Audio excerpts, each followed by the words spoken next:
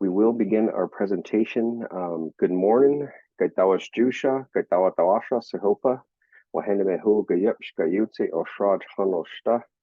It is with great honor and pleasure to be with you all here today for our Four Winds Diversified Project webinar titled Doing Business with the U.S. Department's Economic Development Administration. My name is Russell F. Pedro. I currently serve as a Senior Certification and Business Strategist for the Four Winds Diversified Project and CEO of Data Management of New Mexico. Before we start, I would like to acknowledge that we have 35 registered participants representing 14 states, to include New Mexico, Arizona, Texas, Colorado, Utah, California, Oklahoma, Wisconsin, Michigan, Georgia, Louisiana, Minnesota, Virginia, Washington, D.C., Puerto Rico, and the Navajo Nation. Again, Gaitawash Jushab, welcome. We hope that you're all healthy, happy, and well in your prospective communities. So before we move on, I do have a couple of housekeeping duties. At the very bottom of your webinar Zoom platform, there is a Q&A dialog box. Please use the Q&A dialog box to ask questions. And at the very end of our presentation, we will read and answer each question presented to our panelists and team. Your feedback is very important to us, so please fill out the end of the webinar survey, which will be emailed to you after our event. And please silence your phones and place your button on mute. And thank you for your participation. Today, our Four Winds Diversified Project team would like to welcome and thank in advance Ms. Carolee Wenderoth, Tribal Engagement Coordinator with the U.S. Department of Commerce Economic Development Administration, for joining us today to share her in-depth knowledge and strategies on how to conduct business with the EDA. So thank you, Ms. Wenderoth. So who is the Four Winds Diversified Project? This innovative project was conceptualized by Southwest Business Development Consultants and Data Management of New Mexico and is currently funded by the NBDA U.S. Department of Commerce. We are currently in our first quarter of our 5th year and are located at the Indian Pueblo Cultural Center in Albuquerque, New Mexico. Our project provides the following services and resources, to include federal certification and contracting strategies, training and coaching, quarterly small business training, one-on-one meetings, and consultant services, access to opportunities, access to capital, and access to resources. And the beautiful thing is that there is no cost for our services.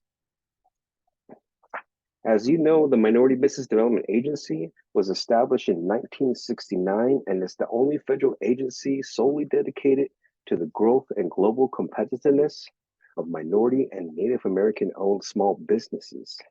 New Mexico was one of the first NBDA business centers to open its doors nearly 52 years ago, and today there are over 44 business and specialty centers throughout the nation, to include Puerto Rico. We do have 7 business centers registered today, so welcome, NBDA family. We are also honored to be part of 13 American Indian, Alaska Native, and Native Hawaiian projects and grantees whom are located across the United States. We believe that our client's success equals our success. Our Four Winds Diversified Project currently serves over 180 clientele, of which 80% are Native American owned and operated. Our clients range from construction to IT, marketing to media, consultants, healthcare, real estate, renewable energy, hospitality, entertainment, waste management, insurance, engineers, architects, web developers, software developers, nonprofits, and tribes.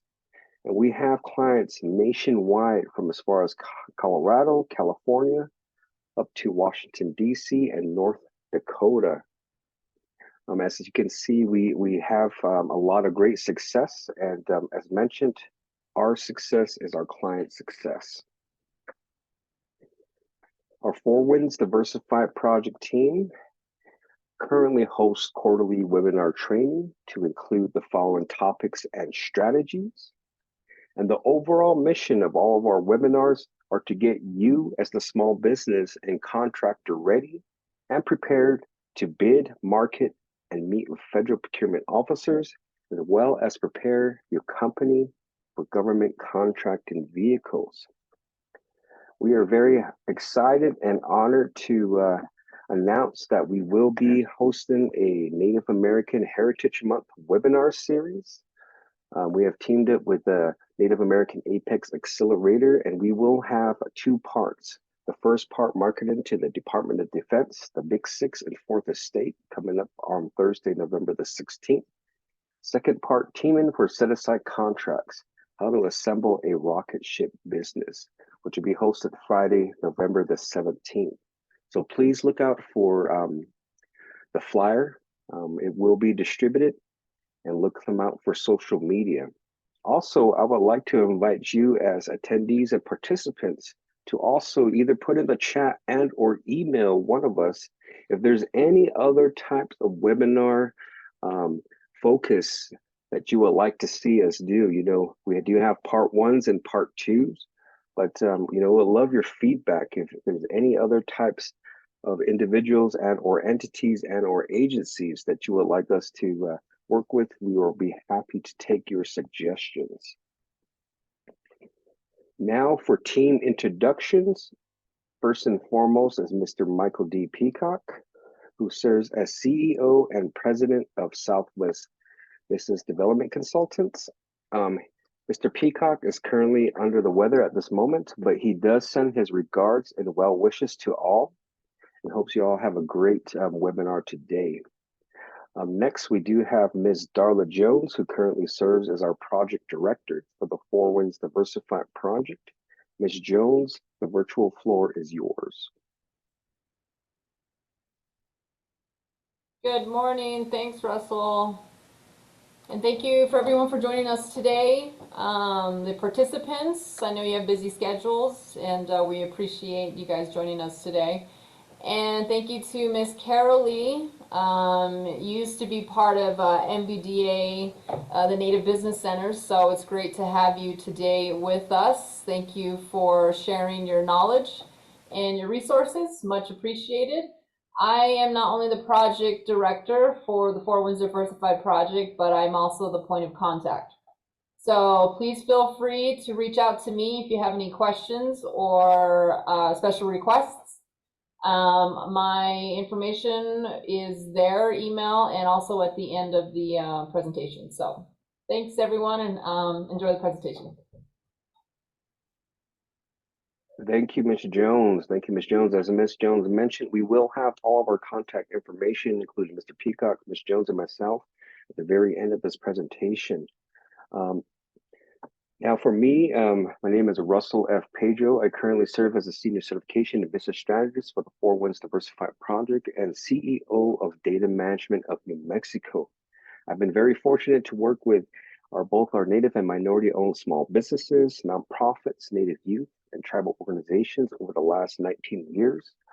Here in the Southwest and throughout the nation, through past affiliations with the MBDA Business Center Santa Fe, what was called the New Mexico Native American Business Enterprise Center, the American Indian Chamber of Commerce in New Mexico, and the American Indian Alaska Native Tourism Association.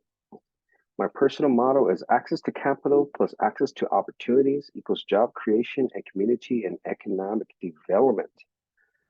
Some important updates that we have. Our Four Wind Project team is excited to announce that we have acquired a new software called PT Assist.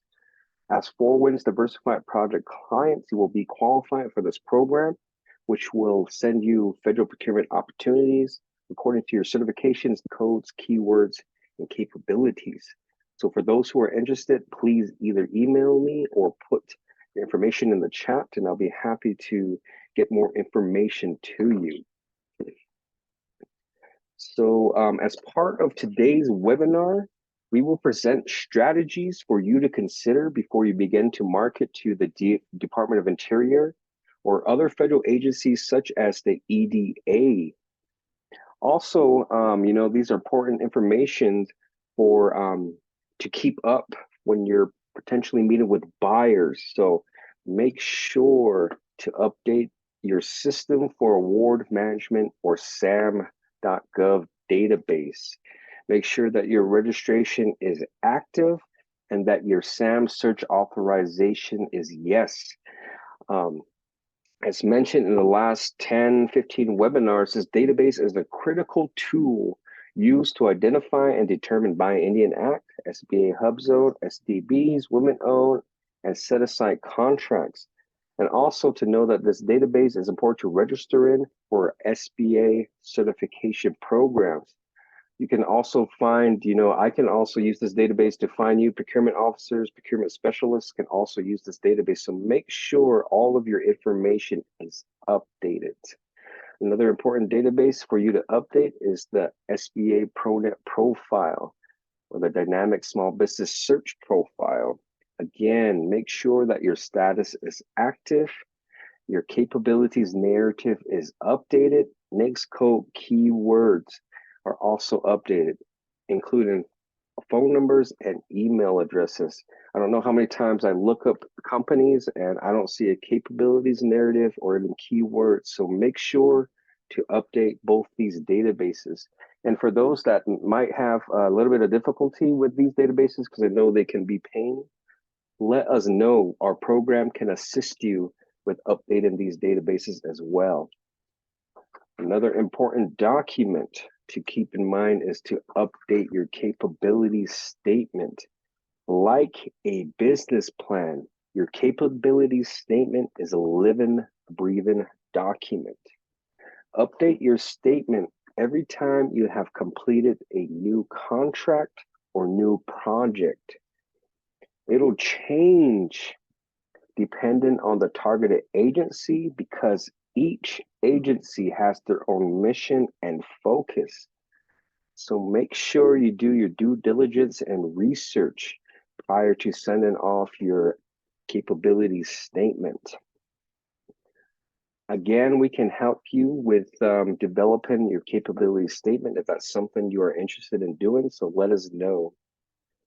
Small businesses interested in pursuing federal contracts have many options available to represent their company to potential buyers, to research the federal marketplace for available opportunities, and understand your competition.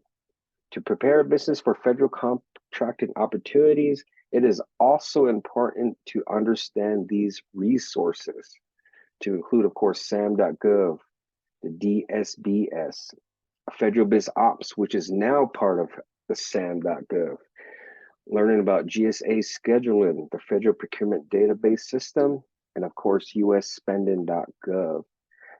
Make sure and, try looking at these databases and you can find opportunities. Again, we can assist you in this area. So without further ado, it is with great honor and pleasure to introduce Ms. Carolee Wenderoth, who joined EDA in September of 2021 and currently serves as a Tribal Engagement Coordinator. In this role, she is responsible for fostering tribal knowledge of EDA programs, increasing internal capacity to work with tribal communities, and advancing stakeholder engagement.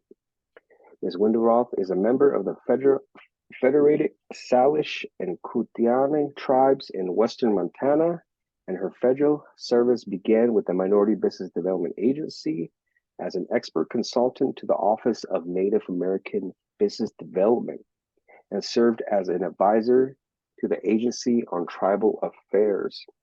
Prior to her federal service, Ms. Wenderoth was the Tribal Lands Department head for the Confederated Salish and Kootenai tribes, responsible for the land use management of 1.3 million acres, making up the Flathead Indian Reservation. Ms. Wenderoth has two sons, an identical twin, and sisters who are identical twins. She has a Bachelor of Science degree from Montana State University. A native of Montana, she currently resides in Washington, D.C. Ms. Wenderoth, the virtual floor is yours. Kisuk Withnam and Kisuk Kukiet to those in the afternoon.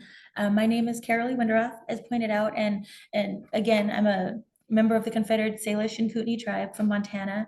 And I do serve EDA as a tribal engagement coordinator. I've been in the role for 2 years.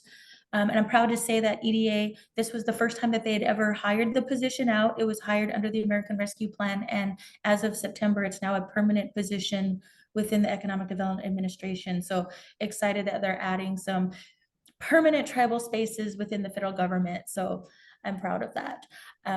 You can go ahead and start the slides.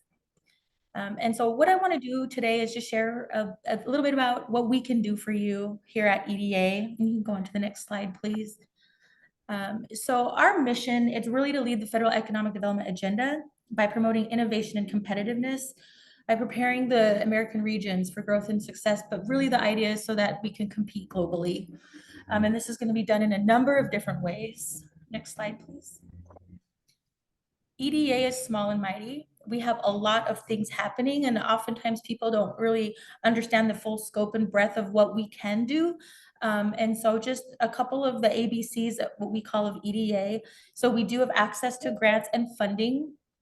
We do collect best practices, and I'm going to share some examples of each of these with you a little bit further into the presentation. And then right now we really want to do capacity building, as all of us are entering into this new world of not just recovery and resilience post-pandemic, but the industry of the jobs that we're seeing have changed. And oftentimes the workforce development is not there, especially across Indian country, to fill the jobs that are needed in the market today that where we're seeing the trends lying. And so we really want to start building out these capacity areas. And a lot of the work that you all are doing, especially in the federal government space, in the contracting space, are probably recognizing a lot of these innovative and new technology and spaces that we just haven't seen before, especially in Indian country. So we really want to try to work out as best we can the workforce that's required to take on these jobs. Next slide, please. So when we think about a healthy economy overall, the EDA looks at it as this tiered system. If we can contribute to each of these things within this triangle, and it's going to be done in a number of different ways. And as businesses, you've probably heard a lot about incubators or accelerators, access to capital. But we really even cover things as far as broadband. We use university centers is what we call those. And those are spaces that businesses, small businesses can utilize for R&D, but for incubator space, for research. There's a number of different ways to utilize and encourage the use of our university centers, and we are really making a targeted approach to get more tribal colleges and universities into that system. But as we think about the basic infrastructure that's required, and then the technology moving all the way up, when we feel like we have these pieces in place, we have a healthy ecosystem. The contracts and the works that you all are doing on the daily basis are components of each of these things that end up building a healthy ecosystem. And so if you're wondering where EDA kind of fits into the puzzle here, it's more of an umbrella over the day-to-day contracting work that you do. I will say that, you can go to the next slide, please. I will say that coming from MBDA, I do have a strong passion for the work that you guys do and that connectivity that's important to continue to not just identify contracts, but have the capability and the relationships to eventually move on and partner and do the things you need to do to keep scaling. And so one of the benefits at EDA that we have really taken seriously is the integration approach. And so although everything that's happening at EDA might not cover every spectrum of what everybody's looking for, when people come to EDA, we are happy to identify where those gaps might be and point them, whether that's within sister bureaus within commerce, such as MBDA, it might be at NTIA, it might be at NOAA. I sit on a number of interagency working groups across government, including the White House Council on Native American Affairs. And we oftentimes meet and we talk about those intersects, especially with transportation, energy, Department of Interior, who are looking for those federal or for those tribal businesses looking to contract. We have conversations all of the time and pointing out opportunities, pointing out industry days, trying to highlight areas where we can really engage and plug people in.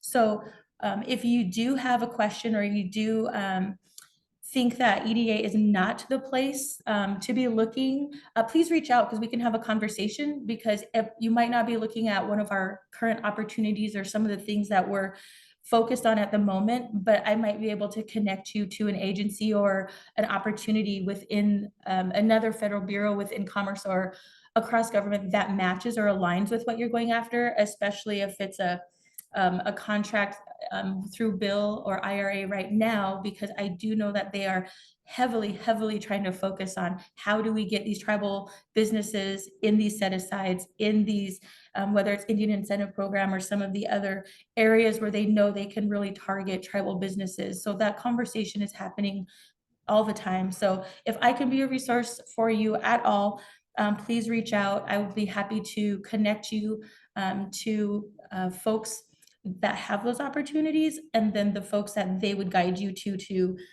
just get those conversations started if you haven't already done so. So across EDA, we have a number of different programs. Our most popular is probably Public Works because it's the most flexible, but this really is all around basic infrastructure, whether that's physical critical infrastructure or broadband. Our economic adjustment assistances are probably the second most flexible. But if you know businesses or tribes that are looking for feasibility studies, I really want to highlight our local technical assistance because this is where we do fund those studies. But if you cruise our website, you're not going to connect local technical assistance to a feasibility study. And so I just wanted to highlight that in case there is somebody out there looking to do any of this type of work or within their planning, if they're thinking of a larger picture and need any kind of that work done. Next slide, please. So these are just a couple of the other areas that we've ventured into that have been very successful. The research and national technical assistance has really widened and opened the door for us to go in and do projects, do research, and really open up our technical assistance areas to assist the tribal nations in those areas that have lower capacity or are looking for ways to be more competitive when they are looking at applying to EDA. So we just have a wide range of options to choose from. I did put the supplemental funding on here because I wanted to highlight that we just closed our Tech Hubs competition.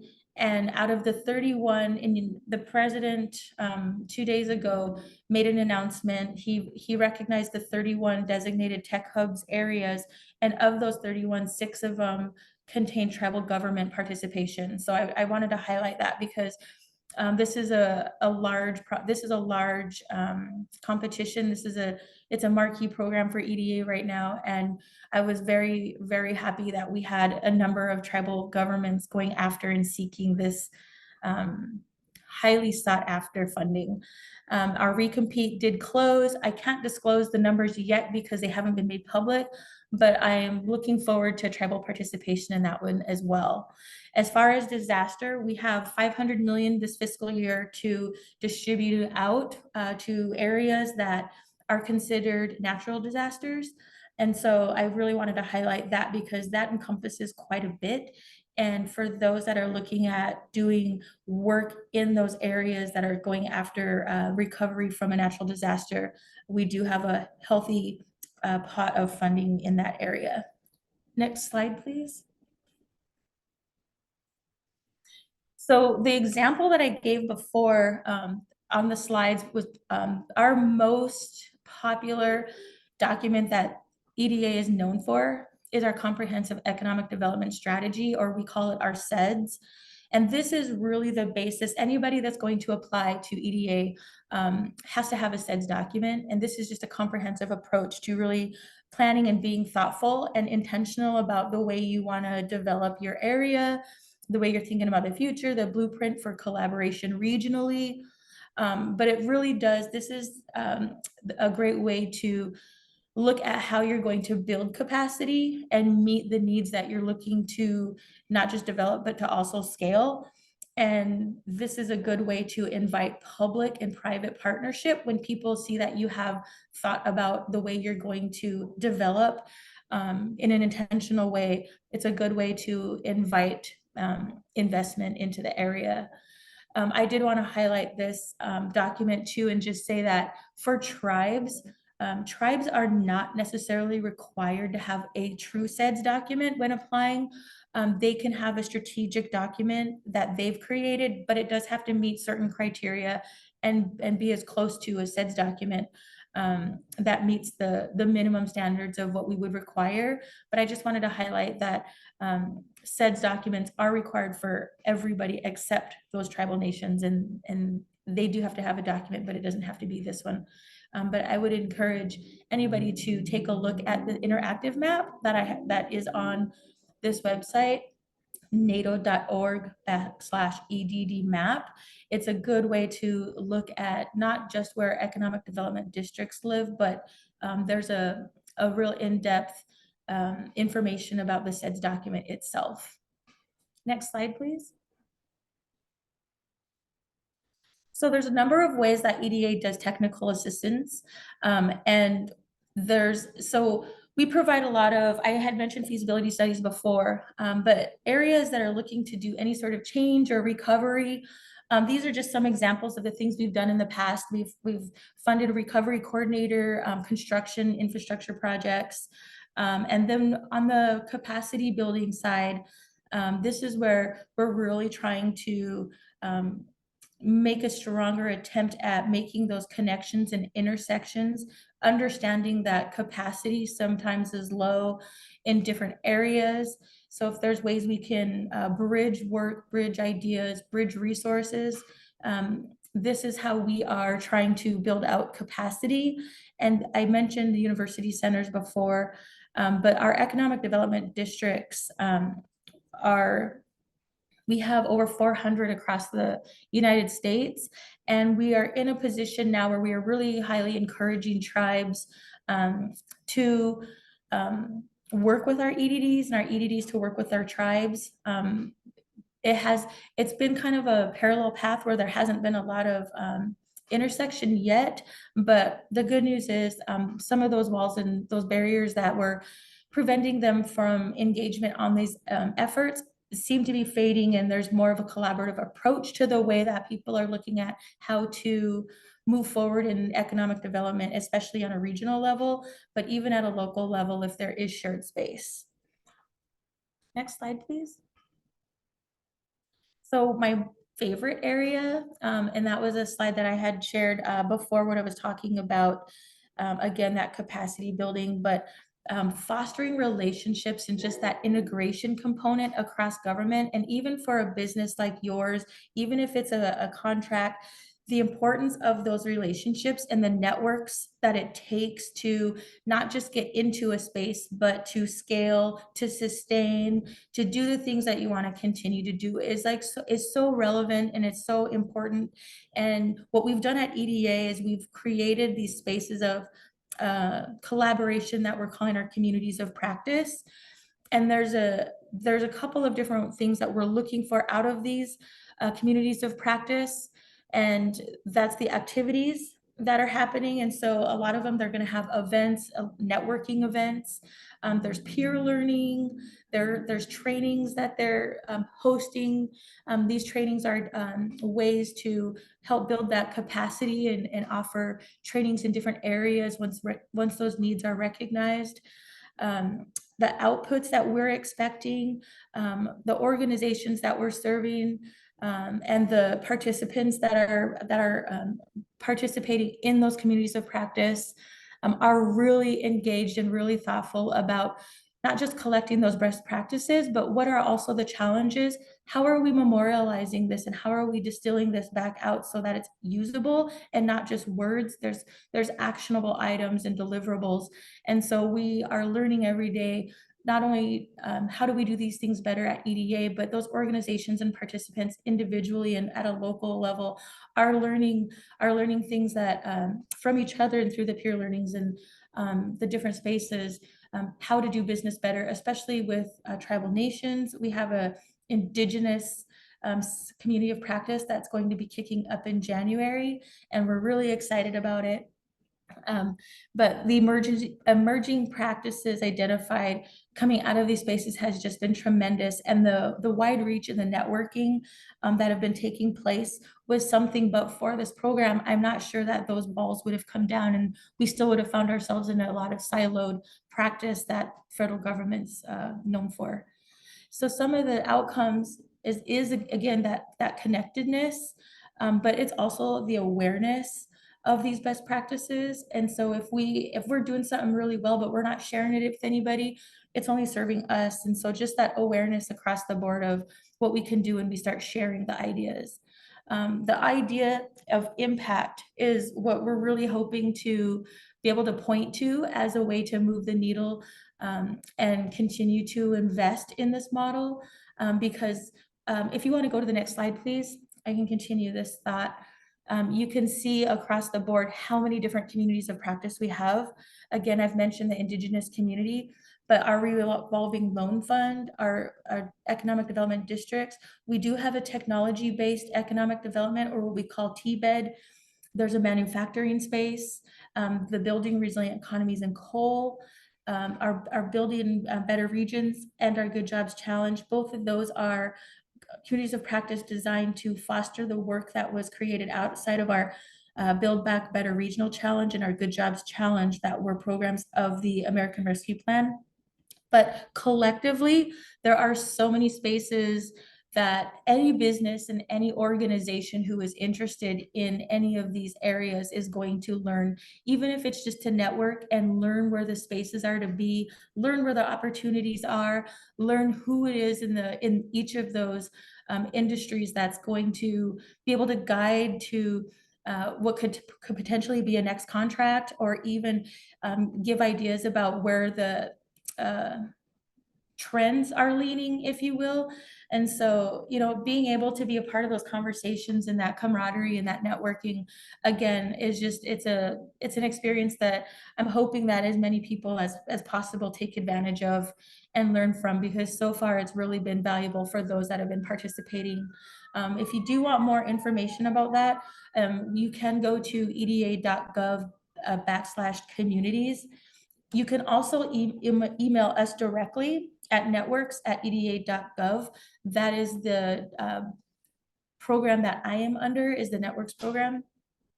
And then we do have a new tool too for those just curious about data, about information about looking at economic development in a planning approach, in a pre-development approach. And we have a new resource guide, and that's at this link here. It has QR codes. It also has direct links, so it's easily accessible information. So I recommend anybody interested to try any of those spaces for more information. Next slide, please. So our investment priorities, prior to my coming to EDA, I'm not sure what the #1 investment priority was. Sadly, I should know that, but I don't. But since my time at EDA, the investment priority #1 has been equity. #2 is recovery and resilience, and #3 is workforce development. The reason that I am calling out the equity is this has really given us a chance to change the rubric on what we're looking at for competitive applications, and really take a look at the impact that an application is going to have on a community, especially those underserved communities. And that includes oftentimes tribal communities, and making us take a step back and saying, how do we take a more equitable approach at who we're funding and what kind of projects we're funding. And that's added a lot of flexibility to the tribal applications and the projects that are allowable to be funded. And so I'm really proud that EDA, even today, is still under the concept that equity is the #1 investment priority. And I'm proud to say, when I look across all of the portfolios throughout EDA, the number of tribal applicants and applications and awards that have been out in the last 2 to 3 years is amazing to see how many more tribal ones that we've received. It's been a pleasure to see that. Next slide, please. So the eligible entities for EDA funding, and I did highlight specifically the for-profit corporations. So people that are familiar with EDA in the past knew us to only have nonprofit corporations eligible. In 2021, EDA conducted a tribal consultation and had a great turnout and had great feedback. And at the end of the day, came up with the decision to change that for a number of reasons that I'm sure you guys can all appreciate. But EDA now accepts for-profit corporations as eligible entities for EDA funding. So that's really shifted the dynamic too in who's applying and what they're applying for. So I'm happy to call that out too. And I did highlight the institutions of higher education, but I really wanted to highlight TCUs. If any of you work with colleges, work with community colleges or tribal universities, send them EDA's way. We are always looking at ways to engage and widen our footprint. And I know in your space, it might be in a different capacity, but just having the connection or having a name there opens the door for a lot of folks. As you know, Indian country is small. So once you've talked to one person in one area or industry, you tend to be able to have a conversation with any other federal agency and find some sort of connection. So if we are trying to widen our footprint, then I'd ask you share any contact information or any sources you have on tribal colleges and universities my way. I truly appreciate it. Next slide, please. So we are set up on a regional model at EDA. And so all of those are identified here. And if you click on the state, the contact information for your economic development representative will appear with all of their contact information. And anytime we go, anytime somebody comes to us, these are economic development representatives, are really the specialists. They're really the lifeblood at EDA, who have the local knowledge, they have the state knowledge, they have the national knowledge of a lot of the programs and how they interconnect and what makes sense if you're going to start stacking resources, if you're thinking about different spaces you want to be in. Especially so like for businesses, like especially a small business looking for access to capital, we do have a program called our revolving loan fund program. And not a lot of people know about it, but it is a great space for businesses to go and apply for access to capital that they might not get traditional lending from. And so we are a gap filler. We do provide that capital to businesses. And we are, again, trying to increase our footprint into Indian country. So any tribal businesses, if you're looking to grow, looking to do other things, but you need that financing, EDA does have a revolving loan fund program. And we also have a revolving loan fund community of practice. And so those are just great spaces to learn about the information a little bit more, but see how other people are using it, see if it fits your mold, see if it's something that you might think of another business or another organization that might be able to utilize it. But these are tools that I feel are not widely known throughout Indian country. So I just really wanted to highlight those. But if you do have specific questions, I recommend contacting your economic development representative within your state. Next slide, please. And so I know I can go on forever and ever about our programs, but I do want to save some time for some questions. And so I do want to circle back around and make one connection point. And that is, I know in the federal contracting space, you're probably thinking there's not a lot of tools right now that EDA has in the tool belt that matches your needs or aligns right now. But as you grow, as you scale, as you think about where you fit into your areas, overall plan of economic development, and whether that is in a county or at a regional level, we really can be a great partner. And I do encourage you again too, if you're looking for that interconnected piece or that integration piece that I can offer, I am happy to connect you to resources across government, and it could be any of them. We all meet quite a bit. If you're looking for additional contacts or just additional upcoming things that might be of interest to you in the contracting space, whether that's an industry day or whether that's we're talking about set-asides or specific programs within the IRA or the bill right now, that are across government, that they're really looking to increase tribal participation. Please reach out. I'm happy to connect you to. And as a former MBDA person that still has a lot of passion for the work, I thank you guys for all of the hard work that you guys are doing, because I know that work is fantastic and it's great. And I love to see it continue to scale. And my contact information is on the screen right now. So if you do want to reach out anytime, I'm happy to say hi and happy to connect you with any of the resources that I can find to help you on your adventure and your journey. So I wish you all success, and thank you for taking your time today to let me share a little bit about EDA. And Ms. Carolee Wenderoth, we appreciate you taking out your time out of your busy schedule to join us today. I would like to open up the floor to questions, as Carolee had mentioned. And I do have a couple of questions lined up. First question from Jeffrey Harjo. Good morning, my name is Jeffrey Harjo. The Harjo Company is certified Indian small business economic enterprise with 8 open contracts with DOI. He would love to connect with you.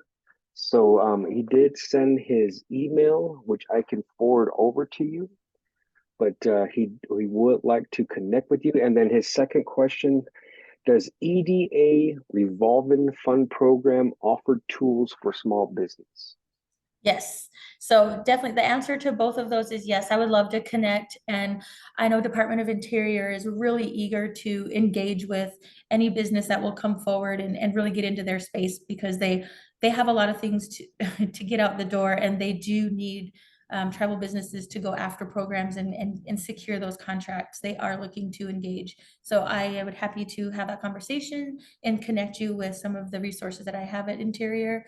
And then to your second question, yes, the revolving loan fund is absolutely 100% available to small business. And that's really what it's mostly geared toward, are those small businesses, whether it's startup, whether it's growth, those areas, they are designed there to be that gap filler or be that space if traditional lending is not an option. So small business is definitely encouraged to check out revolving loan fund program. Beautiful. And Jeffrey says outstanding and thank you. Thank you.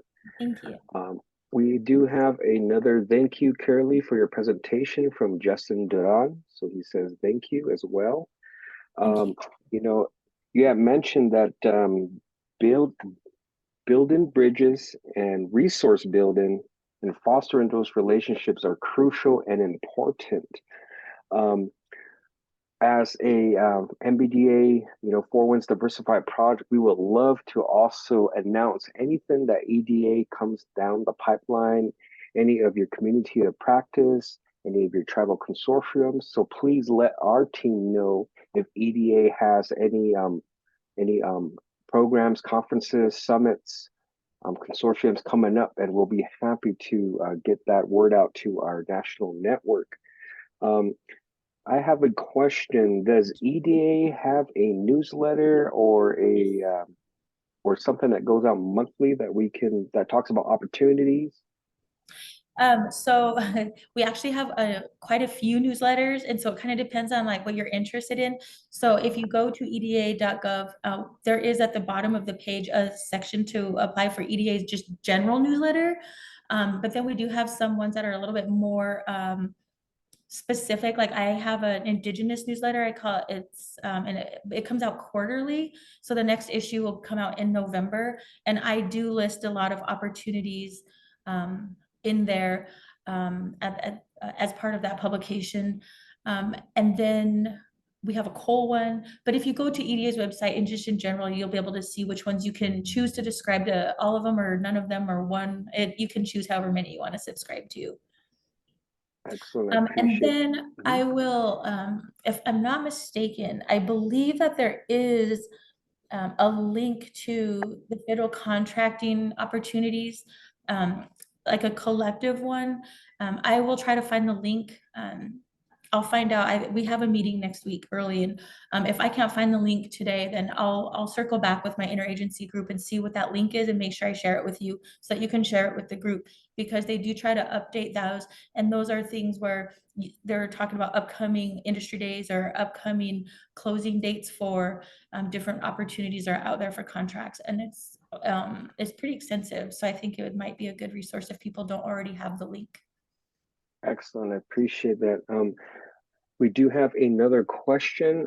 Lucy Ann asked, university centers, where exactly are they located? So we have 26 around the country, and we have on our website, we have a map of where they are.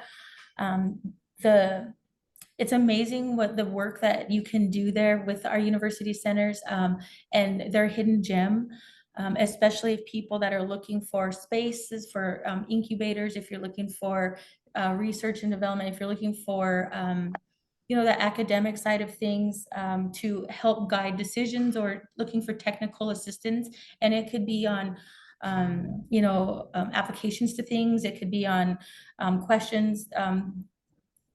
It's quite extensive on what they can deliver, but that technical assistance and the incubator space, I think, are probably the two most popular uses that they get.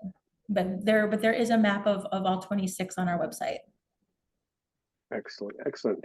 Another question from Lucy Ann. How do you define economic development districts? So the economic development districts are the organizations that are set up, and we have a map of them located. I can actually put the map in the link in the chat. And these are organizations that the whole purpose of them is to provide technical assistance to those businesses, to the tribal nations, to people around the community that are interested in economic development work, or that are interested in applying for various things that need technical assistance. If they need, they're working on a SEDS document, they're the ones that are going to help them with the SEDS. They're going to offer as much guidance as they can. They're really trying to be the foothold in a community or in a region that is lending the tools necessary to offer the highest quality and the most competitive tools to apply. And it can be across government. It doesn't even have to be just at EDA, but that technical assistance that people are looking for to be competitive when they're applying or building out economic development plans. Excellent, excellent. Again, we would love to open the floor to any more questions. I do have another question. I know that we do currently have clients that do feasibility studies, that are in construction and infrastructure, that are involved with the natural disaster side of the house. How will we find those opportunities for those companies? On our website, so I definitely wanted to highlight, and I'll say it again, it's under, you'll never find it under feasibility study, which I don't understand why we just don't say feasibility study, but it's under local technical assistance. That equals feasibility studies for EDA. And so all of those, and we do have those available, and the opportunities are listed on our website. And so if you have a chance to cruise around, don't get lost by looking for feasibility, look up local technical assistance. Excellent, excellent. And then thank you very much for that. Lucy Ann also says, thank you, Carolee, for the great presentation. With that, as always, we will have the opportunity for you to ask any additional questions. By tomorrow morning, about 10, 11 in the morning, you all will be receiving an email with all of our contact information, to include Mr. Peacock, Ms. Jones, myself, and Ms. Wenderoth. So if you have any additional questions, please reach out to any one of us, and we'll be happy to get those questions to Ms. Carolee Wenderoth. Again, we would like to thank Carolee and the U.S. Department of Commerce Economic Development Administration for joining us today. And it looks like Ms. Wenderoth has put the link to the map on the webinar chat for those who are interested. So thank you again, Carolee. Ms. Jones or Mr. Peacock, would you like to say any final words? Thank you, Russ, for putting on this webinar, and thank you, Ms. Carolee, for joining us, as well as the participants. Everyone have a safe Halloween, and enjoy the rest of your week. And Ms. Thank you, Wenderoth, any everybody. final words? Did you see me? Yes, Sorry, did you have I any was final talking. words? No worries, no worries. Yeah, I would just like to say again, thank you to the group and thank you for the questions.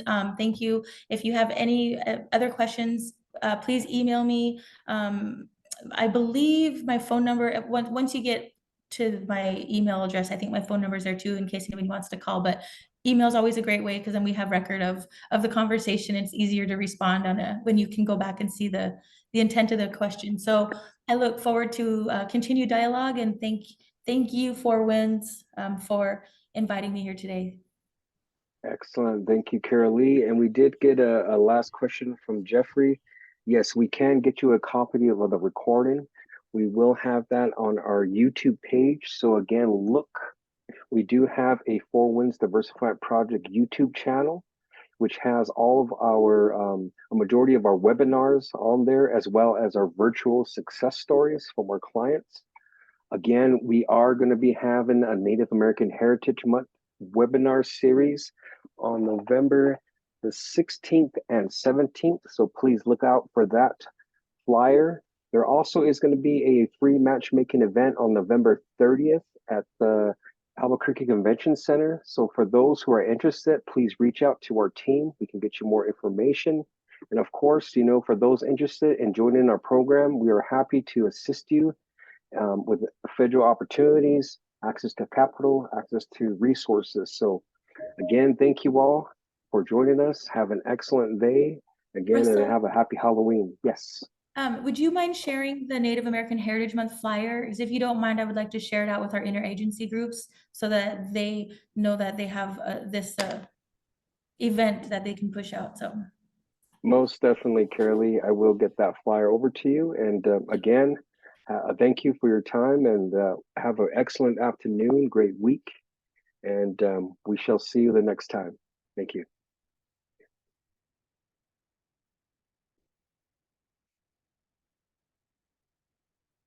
All right, Lucienne, I'll get you that flyer as well. And again, thank you all for participating. We'll be ending now. Thank you.